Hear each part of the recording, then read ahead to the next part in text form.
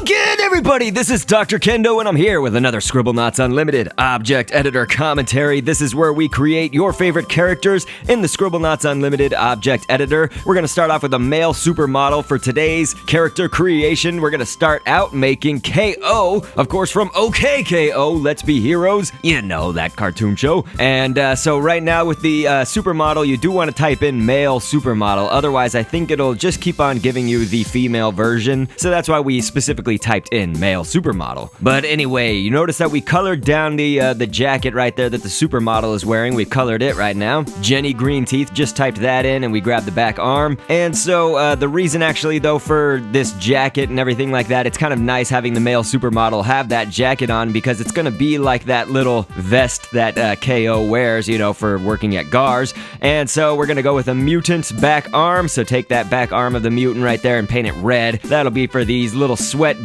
on the wrist. But you notice that the top of the supermodel's jacket right there, it has basically the lapels. You can see the collar on it and everything. We're gonna be going over that with the head. So you're actually not gonna see that once we put the head onto the body. Just went with a crane. Of course, that's the bird crane. You do have a few choices when you type in crane, and you wanna go with the bird and grab that middle neck piece. The middle neck we can do 3 times, and that'll be on both legs. A pool girl, the back arm of the pool girl is what we've taken now to be the foot. So those crane pieces make up the 3 different kind of colors you can see for his legs. Of course, one of them is his shorts, then it's the skin of his leg, and then the little pink socks right there. It's funny because something you can observe is I've only seen 3 episodes right now for OKKO in my research of doing this. I had actually never seen the show before until I got to research for this episode, and just from my observations, I can see that all of the male characters, they gave really skinny legs. So they might have proportional, you know, arms and bodies and things like that, but the legs themselves are very thin. Whereas female characters like Enid, who we are going to create, you can tell she's got big hips and big, thicker legs, basically. So there we go, half rest and hemisphere kind of closed out this creation. Let's go ahead and read background information and fun facts about the character, or really just about the show in general, because this is what I do when I get to the properties editor, where you can edit health and other things about the character, which we're going to in just a second. So here we go. OK KO, Let's Be Heroes is an American superhero animated comedy on Cartoon Network. It was on March 9th, 2017 that the network announced the television series was greenlit about 4 years after the original short's premiere called Lakewood Plaza Turbo. Anyway, I certainly find the show funny, as I got to see the first 2 or 3 episodes, as I said, and some random clips in my research, but per usual, I immediately picked up on the voices of the characters, since I myself am a semi-professional voice actor. The epic Ashley Birch is on the show, among the likes of Dave Herman, who did some amazing characters on Futurama and other great shows, as well as Jim Cummings and some others. I would say too many to mention here. I'm aware that the show may not be everybody's cup of tea, but please remember to be respectful of people's requests. I've seen comments like this before, but last week I saw some people dissing those who were voting for OKKO, so just listen, we all like different things from time to time, but keep in mind that we also all have a lot of similar likes as well. And presumably we all like Dr. Kendo commentary, so let's just keep this community clean of the hatred, and as always, there will be new items up next weekend, every Sunday. So here we go, I guess we can move on now that we've got the body done right here, so let's go ahead and type in a head, let's go ahead and type in a head. I was not planning that one. And so what we're gonna do, of course, is Scribblenauts Unlimited. It does have a limit to how many stamps you can use, so this build limit can be sort of worked around if we create the head and the body separately and then just attach the 2, which I'll show you in a little while. Golden egg down kind of at the bottom right now, and the letter I can actually be for the headband right here. Fez we're gonna take as the shape for his hair, basically the bulk of KO's hair right here. I'm gonna go with a bubble. You can use so many different shapes to get eyes in this game. I mean, there are just a ton of round shapes, but the thing I like about the bubble is it actually has this tiny point and then tiny sort of flat end on the other side. I think it looks like the KO eyes, so I'm going with that. Kappa! Of course, not the famous Twitch emote, but Kappa the monster. We take the back arm of the Kappa, and that'll be the hair. It's actually gonna be the hair for both sides. We'll get to that in a second. Chalk. If you type in chalk, you get several options as well. So with the chalk, you want to go with the writing chalk. Chimera fish. We can take that for the fin. You can see that its fins are really pointy like this, kind of near the head of the chimera fish. And we'll do this fin a few times right here. One is going to be for the little spikiness in the back of KO's head right here for his hair. And then there's sort of 2 hair spikes right here on the front side. So so you can see that, and you do need to increase the size if you're kind of noticing that, hey, I'm trying to move this fin and it's not going any further up, you know, I'm going out of bounds, basically. To do that, you just increase the size to go further, and then you decrease it back. Cuttlefish, we can take this top kind of end arm piece right here, that'll be for the inner part of his eyes, the pupils right here, and so you paint those black, and that looks good. Half rest we could go with again. We're actually going to use this, I think, on all of our creations today. The half rest we'll do twice. It's kind of just a thin black line right here for some eyebrows, and I'm going to type in beauty, and we'll take the back arm of the beauty to be for the mouth right here. His mouth is wide open, and so that looks good. And so then I'll go with a chicken finger. We type that in, and that can be a good stamp to use for his tongue. So that's fitting right up in here. So next up, let's go ahead and type in yolk. Of course, that's the yolk of an egg, and so then we'll paint that white. And so you notice that we made it completely bleach white. Basically, you can go ahead and edit your colors, the color scheme, and just make it the whitest of white that you can get. Looks good 4 times for some teeth there in his mouth. I'm liking how this head looks, so let's go ahead into the properties editor once again. Go down with the tabs right here on your left side to the equipment tab and check off that circle down at the bottom that says can be worn on the face like glasses. It's the second one from the bottom, and this will mostly put it where you want the head to go.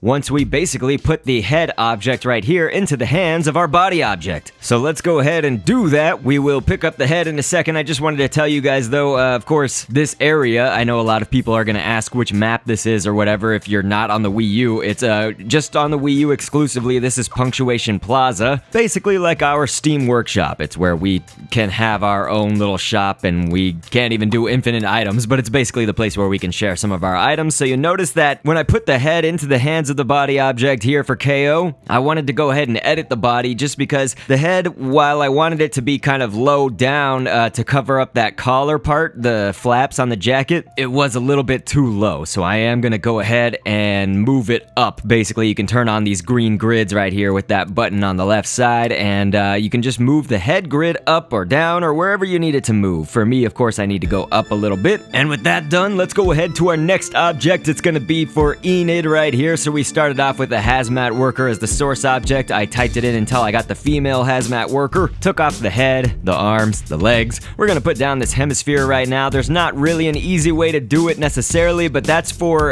you know, Enid kind of has her hips jutting out and stuff, and so we want the body to be distinguished from where the hips are, and so with that we used a hemisphere. And so I'm gonna go with a man-eating plant actually. For the bottom jaw of that man-eating plant will be this shirt that she's wearing. You know, she's got the Gar crop top right there. So that looks pretty good. Let's put it into place. All of these have been attached to the torso so far, and we'll actually go with a diaper. That'll kind of start off for her shorts right here. And so again, this is not meant to be a diaper or anything. It's just we're using that because it's the stamp shape that we want. So next we've gone ahead with earthworm, and I can take this body piece of the earthworm. It's kind of 2 away from the head. Looks like this right here, and that's gonna start off the sleeves for Enid. And we'll go with the letter I and a hand. That'll be the combination that we use for her arms after this. I'm trying to move this all around and I couldn't get a good grip on it. There we go. So now both of the arms look like they're pretty much done, and it's okay if you have those, I guess the shoulder parts where those earthworm pieces were. It's okay if you have them a little bit higher because we are going to put a neck on this character. A lot of Scribblenauts Unlimited default humans and humanoids don't really have necks in this game, so it is something that's kind of going against that conventional Scribblenauts logic, but also the logic of some of the other characters that we're creating today. Titan, we actually took the back leg of the Titan, and that'll be for Enid's legs right here. But just to start out with, rectangle can be for the parts of the shorts right there over those Titan legs, and we went with heels and combined that with the letter I again. That'll be sort of a, well, almost a likeness to Enid's little boots down there. And again, Enid does have big legs. You know, they created her with thick legs comparatively to the, I guess, the arms, other parts of her body, and so that's why we've kind of reflected that here. And the letter I can actually round out this body creation that we've got for Enid to put for the neck right now. So that letter I again, attach it to the torso as well, and so that's looking pretty good. Again, it's kind of a really thin looking neck right there, and it's not going to look right until we have the head on. So let's go ahead and create that, of course, with the head as the source object right now. I usually only start that just because I know where the placement of the head is relatively when we put it onto the body. So even though I pretty much always cover up the head head with some other kinds of stamps like this circle right here. It was really just, I often decide to do the head for that reason. I just feel it's kind of a good place marker. I get to center all of the other stamps around that head, so I know if I'm going out of bounds or not, if that makes sense. I hope that that does.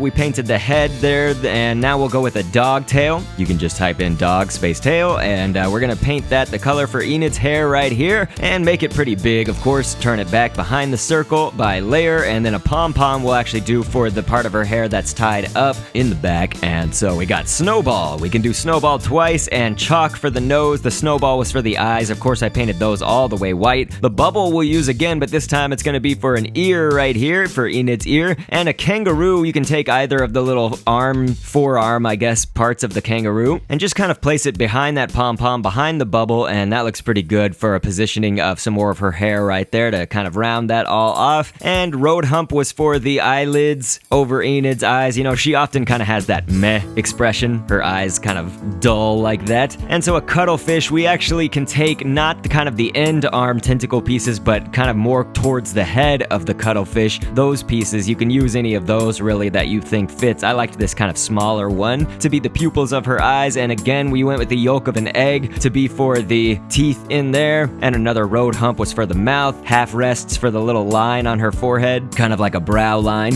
And so then in the properties editor, just as a reminder, under the equipment tab, go ahead, can be worn on the face like glasses, fill that in, and we're good. So we got Radicles here, of course, to finish off the three main characters, I would say, of OKKO, or at least the characters that were requested by you guys. And so of course that's chalk down there for both the top and the bottom of the legs. We went with one of Maxwell's many brothers, Tiny, so you can of course just type in Tiny and grab his arm. So the front arm and the back arm, both, those were both Tiny. The hemisphere is up there combined with moss for his shirt, basically his half shirt right here, and so that was moss down beneath that hemisphere. Just so you guys can see it, I'll type that in. But anyway, we also have several other stamps here. Let's go with the half rest once again, and the half rests we just paint all the way black, and basically there are two of them right now, kind of a bit diagonal, and that'll be for his line in his abs or around his belly button and stuff. We'll also go with an octopus and take this tentacle piece here. It's kind of on the left side, but just below the head right there. It has a slight bend or curvature at the end of it, and that'll start off his pants and stuff, because Radicles we also used a hazmat worker as the source object, kind of like Enid before. And so the hazmat worker is good because it's just one solid color. You know, the torso doesn't have any other things like a dividing line between the shirt and the pants or anything. It's just all one suit. And so with that, we did need a divider for the pants, and that was the octopus tentacle and a chimera fish right there to end it all off. Chimera fish painted black for that fin piece to be the end of his boots. And so now with the head as the source object, we'll go with the next, we'll go with the head for Rad here. And so a circle will be the starting shape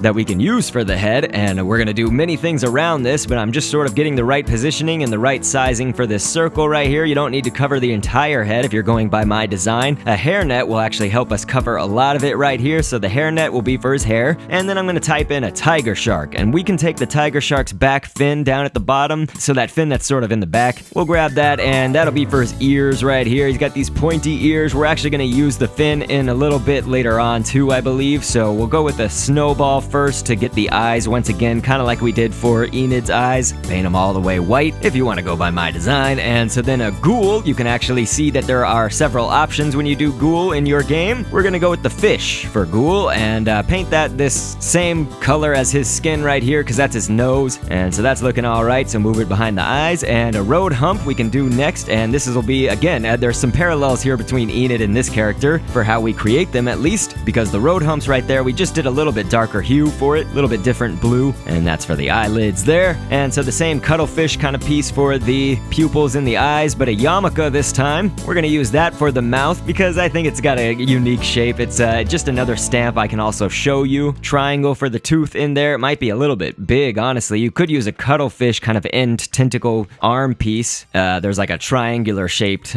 two of them actually, in the cuttlefish. And so if we go with a jellyfish, we can take the tentacle piece. It's like an upper tentacle piece, kind of near the jellyfish's body. It basically just makes a black line like this, and so we can do it twice to make a little bend in it for the antennas here on Rad's head. And that same jellyfish black line tentacle piece will also be for some lines in the ears right here. And we did use that tiger shark fin once again for the tongue. It actually kind of lined up pretty well well with the point of the fin lining up with the end of that yarmulke for the mouth. So I like how that turned out. One last reminder, can be worn on the face like glasses. So this all looks good. Let's go ahead and put all of our characters into battle right now. You know, you guys probably want to see that. Let's do a hostile Crimson robot. Of course, that's supposed to be a little reference to the show, somewhat. We didn't create any of the enemy characters or anything, but here we go. Actually, this robot is doing a lot more damage than I thought it was going to. I'm trying to get Rad into the battle as well, and he's just kind of standing there. Okay, well, now he's in there, but Enid has already also fallen. I can't believe this robot is that strong. We've actually just seen KO get KO'd, and then Enid as well. Their heads just laying there because, of course, if their heads are up there like glasses in a separate object, they will just fall to the ground. But it looks like Rad actually is going to be our savior here. Radicles coming out on top, staying alive. But yes, everybody, I hope that you guys enjoyed this. Remember, leave your suggestions for what you want to see get created. Most popular, most requested is what gets made each week. And that's across all Scribblenauts creation videos. That's not just on this video. 1 vote per viewer, and we're getting near the time that my baby is going to be born. It's due October 9th. A lot of the time, the first baby, they say, is going to be late, so it could be later than that. I will for sure be keeping you guys updated on baby Kendo. Just know things are going to get kind of crazy for me. But alright, everybody, keep it real. I will catch you guys on the next vid, and thanks for viewing. Bring justice to all wrongdoers. They're like a spectacle, so you can be the viewer and down the road